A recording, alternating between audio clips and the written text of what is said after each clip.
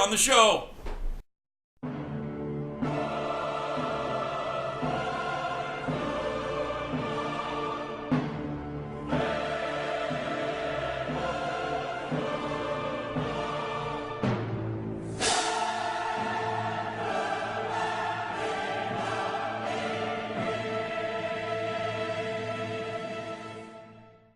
Morning, Scallywags. I'm Danny. And I'm Shpoo. Welcome to the show. So today we are talking about the apocalypse. We're kind of going with a bit of a theme this week. We're calling it the end of the world week. Yes. No real reason for that. Just sounded like fun. So why not? Maybe there is a reason for it. You guys just maybe not I know know yet. Something that everybody else doesn't know. We'll never know. Or maybe we will, but it'll be too late. So it'll be too late, so it won't matter. So yeah, got my Walking Dead shirt on for Apocalypse Day. Mm-hmm. So today we're going to talk about times that the apocalypse almost happened, but didn't, obviously. Because we're still here, and you're still watching the show, so. Yeah. At least we hope so. Yeah. Why don't you kick us off, man? Well, first of all, we got 1883, the Vanilla Observation. We always butcher names, and guys, I apologize for us butchering names, but we don't always know how these are pronounced. August 12th of 1883, a Mexican astronomer observed more than 400 dark fuzzy objects crossing the sun while he was preparing to study its corona. Unknown to him, these objects are fragments of a more than billion-ton comet that had broken up and narrowly avoiding impacting the Earth. That is a comet that's similar to the size of the one that wiped out the dinosaurs. That's big. That's like a world ender. That's Mount Everest sized. It's estimated the fragments passed between 600 kilometers and 8,000 kilometers from Earth, a tiny distance in a cosmic scale. That's only about 375 miles from Earth. I mean, that's close. That's really close. If you look at it this way, the moon, guys, is 275,000 miles away, and we have satellites 1 million miles away from Earth. So you're talking something that's close enough to feasibly have gotten caught up in our atmosphere or orbit. It could have easily been sucked in, and that was back in the 1800s. Yeah. So none of us would have been here to have that. Now I'm going to talk about the Tunguska Event. And this is back in 1908. This is back. It was basically a suspected impact. Even screwed that up. Totally. Just totally screwed that up. We probably should have read through some of these a little more extensively before we just kind of came in here, so we're not But anyway, the Tunguska event was a suspected impact event of a small asteroid or a comet that disintegrated close to the Earth's surface in 1908. It caused an airburst, flattening over 2,000 square kilometers. That's about 770 miles squared. I mean, that's big, of dense forest over in Russia. I've actually heard about this one quite a bit. There's pictures of this one out there and stuff. Luckily, no one is known to have been killed by the explosion, surprisingly, with an area that big. As it occurred in such a sparsely populated area, it was, after all, equal to around 1,000 times the strength of the atomic bomb that detonated over Hiroshima. And eyewitnesses from 65 kilometers away, that's about 40 miles, described it, saying the sky split in two and fire appeared high and wide over the forest. So literally raining fire. Yeah, that's an apocalyptic event. Yeah. I mean, can you imagine something like that happening in a populated area? That's something that was considerably small, and still took out like almost 800 square miles of area. I mean, that's huge. Yeah. I'm going to go talk, back in 2012, we had a coronal mass ejection. For those that don't know, the sun kind of boils and spits things out of energetic plasma. Well, one of these things was actually targeting Earth back in 2012. And I remember this. They thought it was going to be because of the Mayan apocalypse. Well, we all know that, again, we're still here.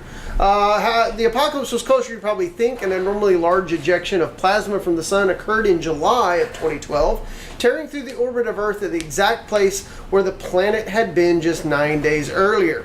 Had the solar mass hit the Earth itself, the damage to electronic equipment would have been catastrophic.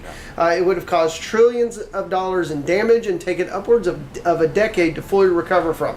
in an age where technology, We're talking, I mean, it would have taken us back. it would have taken us back to the 1800s really quick. A lot of people would have died. A lot of people with no warning. Yep, I mean, it would have just happened. And actually, the flare actually, I remember this.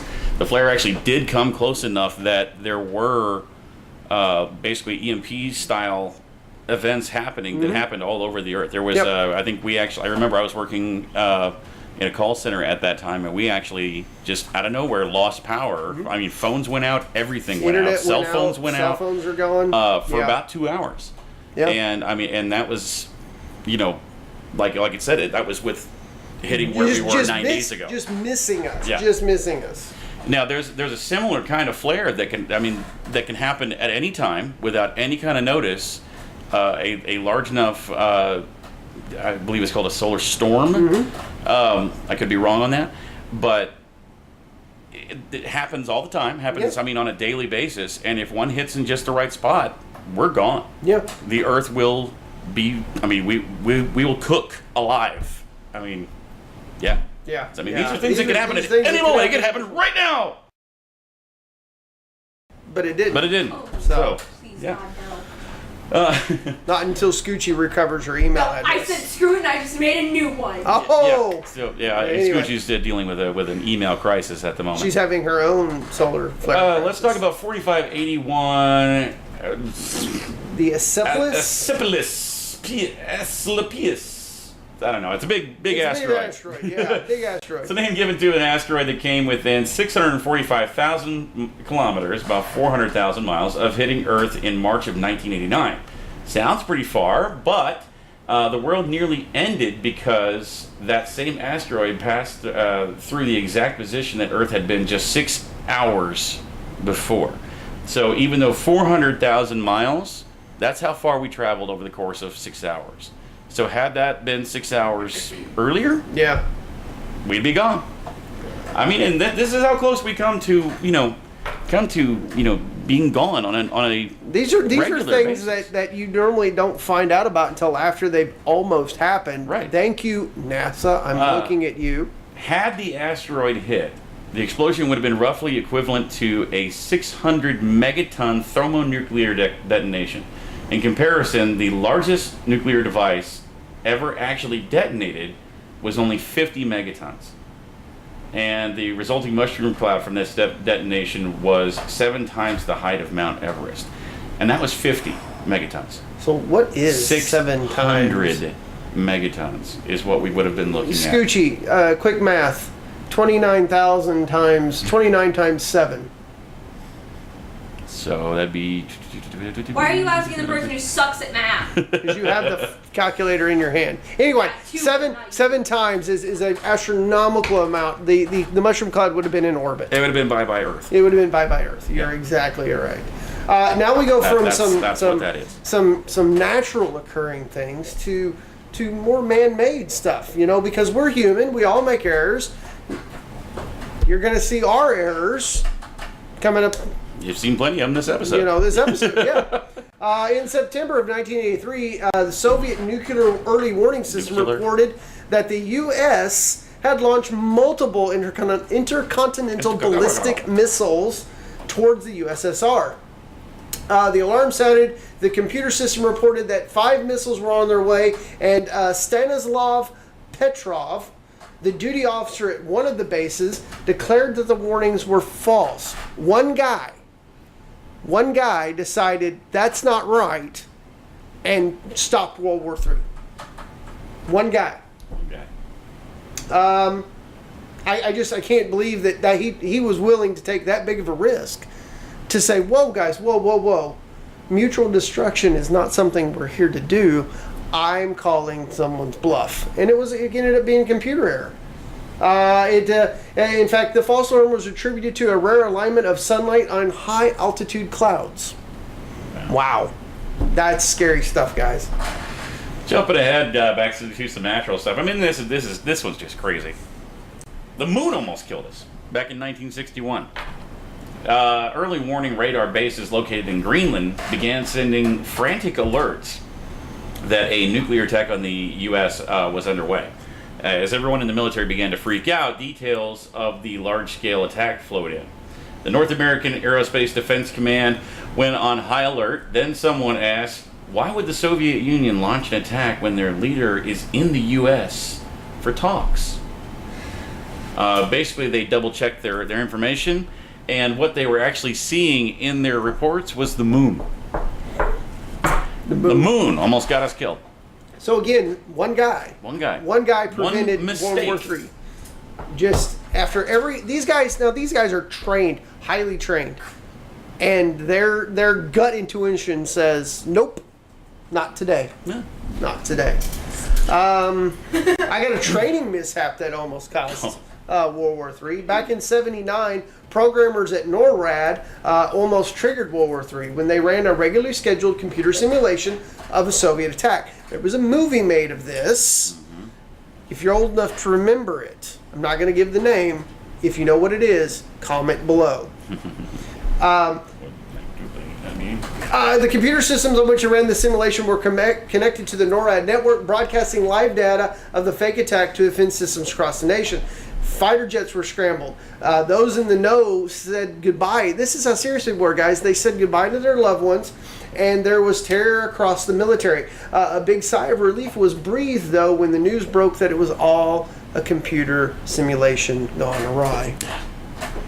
So it's funny how mistakes can, I mean, a lot of these have been mistakes, and we're getting these, by the way, from a listverse.com article about the same topic.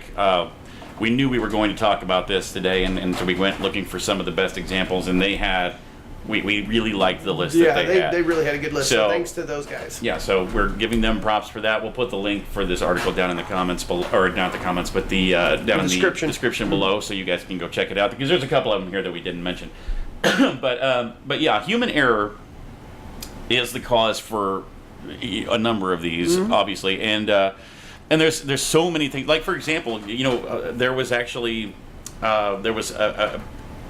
a big thing from back in World War II, actually. There was a big attack that was started over a flock of birds. Mm-hmm. People screw up.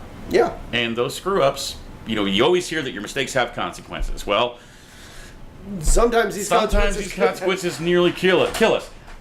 So this was back during the heat of the Cuban Missile Crisis. So this is around midnight in October of 1962. Nuclear-armed bombers were in the air at all times. The world collectively held its breath and prayed for a peaceful conclusion to the terrifying ordeal. Now, I'm reading this verbatim from this article here. So, a guard at Duluth Air Force Base caught sight of a mysterious figure attempting to scale the fence. The guard shot a few times and then activated the intruder alarm, which was set up to activate identical alarms at nearby bases. However, at Volk Field Air Base, the wrong alarm rang. And it just happened to be the alarm that signaled the beginning of World War III. Wow. Yeah. Pilots got scrambled, began to line up their fighters. Nuclear-armed bombers were on the runway. They were seconds away from taking off and delivering atomic devastation to Russia. Okay, so we just minutes literally minutes away. We're ready to go. The nukes are loaded. The planes are lined up. We're headed to the USSR to blow the crap out of them and start World War III.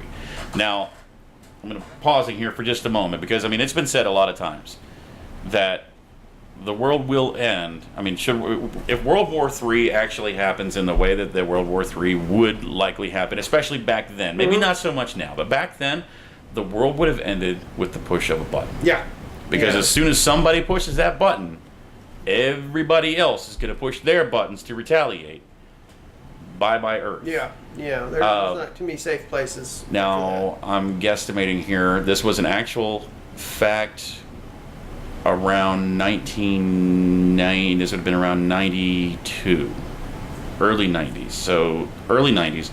I remember in science class, in school, I remember reading or being taught about this article that basically said at that time that there were enough nuclear devices to basically destroy the entire Earth 7 times over. 7 times over. Now, that doesn't mean literally blow up the planet. It just means to kill everything on said planet 7 times over. And this was in the heat of all of that. This was when the world was ready to use those nukes and kill everything and everyone. So, who was this shadowy figure that started this near-apocalyptic chain of events? Was it a Soviet saboteur? Nope. It was a bear. It was a bear climbing a fence at an Air Force base. Let's see, this is current? That's current. Currently, 9 countries together possess around 15,000 nuclear weapons. The U.S. and Russia maintain roughly 1,800 of their nuclear weapons on high alert status, ready to be launched within minutes at all times. That's current. That's scary, guys. I mean, we grew up in an age of the end of the Cold War was happening. I remember being little, and I remember always being on edge if today was the day. Is today going to be the day? Not so much, but here lately, and we don't like to get political, guys. In fact, it's one of our faux pas, but I feel we might be in an age where that's coming back. You know, I don't think it's so much that, I mean, well, Never say never. Trying to say this in as little political way possible. Just the general opinions of people when it comes to our own government. And then, of course, you've got things where there's a lot of mention of Russia rigged this, and Russia's responsible for this, and whatever, and Putin's a psychopath, and blah, blah, blah, blah, blah. Now, I'm not buying into either side of this. I mean, this is just stating fact. Okay, that obviously everybody knows those opinions are out there. So, in a way, sure, I could see that. Now, I know back during the election, there were a number of countries that said that if Hillary won, or if Trump won, that we're no longer allies. Or there was even a couple of countries that said, we will go to war with you if if this happens.